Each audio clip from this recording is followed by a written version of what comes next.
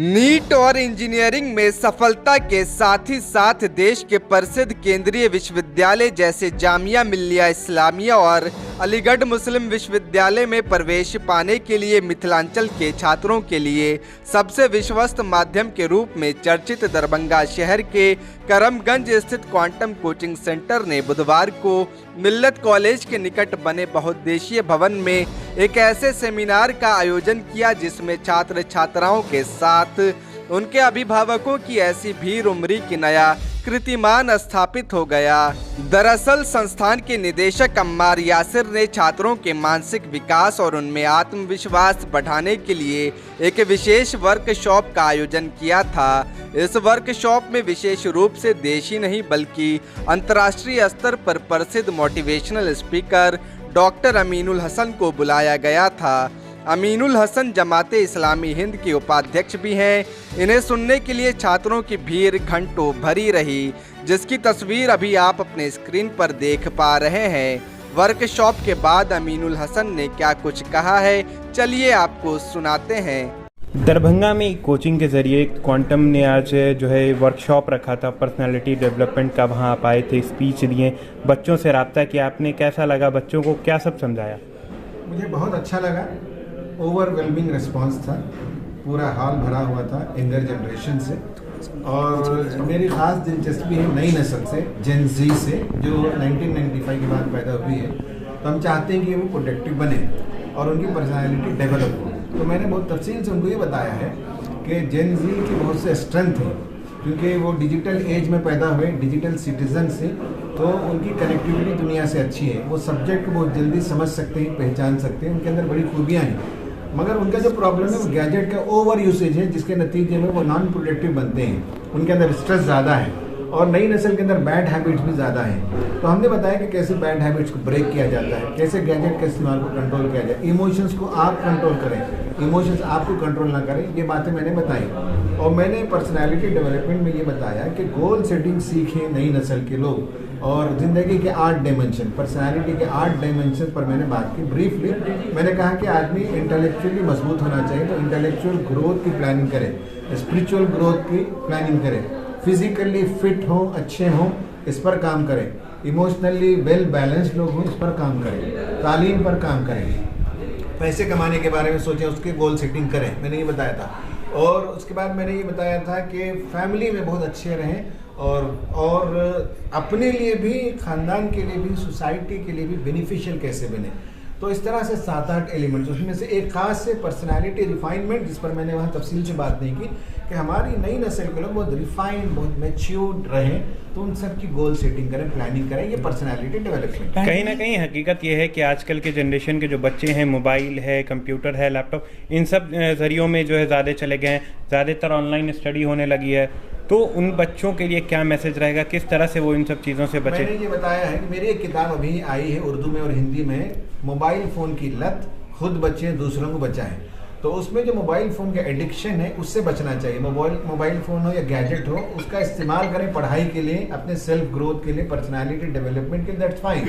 लेकिन ये है कि ये जो रील्स में रहते हैं या सोशल मीडिया में रहते हैं या बेकार इस्तेमाल करते हैं, उसके नतीजे में उनका मेंटल हेल्थ डिस्टर्ब हो रहा है। पैंडेमिक के बाद सर स्ट्रेस बहुत ज़्यादा बढ़ गया है, तो इससे कम करने के लिए कोई आसान तरीका ये है कि समाज के बड़ों का काम ये है कि नई नस्ल को जमा करें और स्ट्रेस फ्री लाइफ के बारे में उन्हें टेक्निक्स बताएं।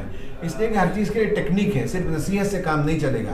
तो स्ट्रेस फ्री लाइफ के लिए कैसे स्ट्रेस को जो है दूर करें, ये आप जो है मस्जिदों में खुतबे का मौजू बनाएं, क्लास में लेक्चर बनाएं, या आप हॉल में लेक्चर रखें, तो स्ट्रेस फ्री लाइफ का टेक्निक सिखाएं। Okay sir, how to decide best career option या विच वन इज बेटर? मेरा ख्याल ये है कि कैरियर ऑप्शन के बारे में एक गलत फहमी है कि मुझे डॉक्टर ही बनना है, मुझे इंजीनियर ही बनना है, और उसके नतीजे में वो ज़िंदगी में एक ही विंडो ओपन रखते हैं और जब उसमें फेल होते हैं तो डिप्रेशन का शिकार होते हैं। दुनिया में हर फील्ड बेहतरीन फील्ड है, सब में पैसे कमा सकते हैं, प्रोवाइडेड आपके अंदर उसका एप्टीट्यूड हो। एप्टीट्यूड ही नहीं है, आदमी डॉक्टर बनने का ख्वाब देखे, तो ये उसकी गोया कि ये कम अकली है, तो एप्टीट्यूड पैदा करें to be a great cricketer, to be a great sportsman, to be a great singer, to be a great artist and to be a great artist. ये सब चीज़ों के बारे में आदमी अगर करे तो सब कैरियर अच्छा है। सर, जो बच्चे कंपटीशन एग्जाम की तैयारी कर रहे हैं, दरभंगा हो या कहीं भी बाहर रह रहे हैं, उन बच्चों के लिए क्या मैसेज है, वो मेरा किस तरह मैसेज से? बहुत क्लियर है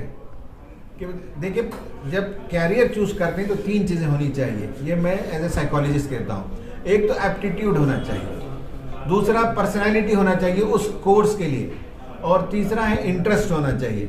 इसका एक टेस्ट होता है, तीनों का मिला जुला टेस्ट होता है। वो टेस्ट की बुनियाद पर आपको जाना चाहिए कैरियर में, ख्वाहिश की बुनियाद पर नहीं जाना चाहिए। आखिर में सर, मिथिला दरभंगा में आके आपको कैसा लग रहा है? यहाँ के लोग बहुत अच्छे लोग हैं, बहुत अच्छे मिजाज के लोग हैं, और मुझे ख़ास बात यहाँ जो लगी है वो ये कि पढ़ाई की तरफ दिलचस्पी है यहाँ के नौजवानों में। यहाँ शौक़ है, पढ़ना चाहते हैं, आगे बढ़ना चाहते हैं। ये मैंने थोड़ा सा डिफरेंट देखा, तो शायद यहाँ के माहौल में तालीम के सिलसिले में ज़्यादा अहमियत दी जाती है। जी, थैंक यू। क्वांटम कोचिंग के ज़रिए आपने एक वर्कशॉप रखा था, पर्सनालिटी डेवलपमेंट, बच्चे यहाँ पर आए, दिल्ली से आपने स्पीकर को भी बुलाया, कैसा रहा प्रोग्राम? तो हमारे एक्सपेक्टेशन से काफ़ी शानदार रहा। थोड़ी सी टेक्निकल इश्यूज़ हुई, लेकिन प्रोग्राम काफ़ी शानदार रहा।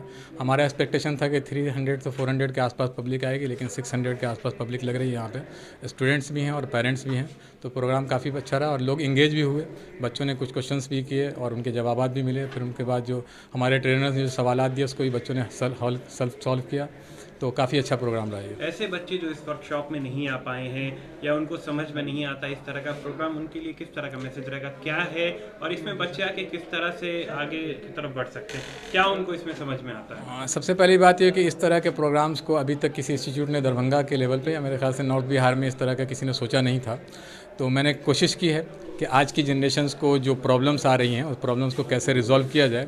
तो मेरा इरादा है कि इस तरह के और भी मैं प्रोग्राम्स कराऊंगा, और पेरेंट्स के लिए एक मैसेज ये है कि आप आज की जनरेशन्स की सोच को समझने की कोशिश करें और इस तरह के वर्कशॉप अटेंड करें, और यूट्यूब पे वगैरह पे भी इस तरह की बहुत सारी चीज़ें मौजूद हैं, वहाँ से भी वो हेल्प ले सकते हैं। कंपटीशन एग्ज़ाम देने में बच्चों को और उसके प्रिपरेशन में बच्चों को इस वर्कशॉप से कितनी तैयारियां मिलती है, कितना फ़ायदा मिलता है? बच्चों से को भी फ़ायदा मिलेगा और उसके पेरेंट्स को ज़्यादा फ़ायदा मिलेगा। असल में जो उन्होंने हमारे स्पीकर ने एक यूनिकनेस की बात की कि हर बच्चा यूनिक होता है, तो आज हमारे जो पेरेंट्स हैं हर बच्चे को एक ही फील्ड में ढकेलना चाहते हैं, तो वो जो एक प्रेशर क्रिएट करता है बच्चों के अंदर, वो उससे फ़ायदा होगा उन लोगों को कि ये चीज़ें, हम दुनिया में बहुत सारे फील्ड हैं, हम उधर भी जा सकते हैं, हमारे अंदर यूनिकनेस है, उसको हम इस्तेमाल करके यूनिक काम कर सकते हैं दुनिया के अंदर, तो ये हम ज़्यादा बेहतर कर सकते हैं बच्चों के। आप दरभंगा से पहले दिल्ली और अलीगढ़ जैसे बड़े शहरों में पढ़ाते थे, वहाँ के बच्चों को देखते थे, वहाँ के बच्चे में और यहाँ के बच्चों में क्या फ़र्क लगता है? न्यू जनरेशन के अंदर कोई ज़्यादा डिफरेंस नहीं है, दोनों जगह की जनरेशन लगभग एक जैसी है। बस ये कि चूँकि वो मल्टी जो सिटी है, तो उस तरह की सिटीज़ में जो है थोड़ी सी ज़्यादा आसानियाँ होती, तो थोड़ी सी प्रॉब्लम भी ज़्यादा है, लेकिन जनरली दरभंगा के अंदर वही प्रॉब्लम है जो आमतौर पर बच्चों के अंदर प्रॉब्लम होती है, तो लगभग बराबर प्रॉब्लम्स है दोनों के अंदर।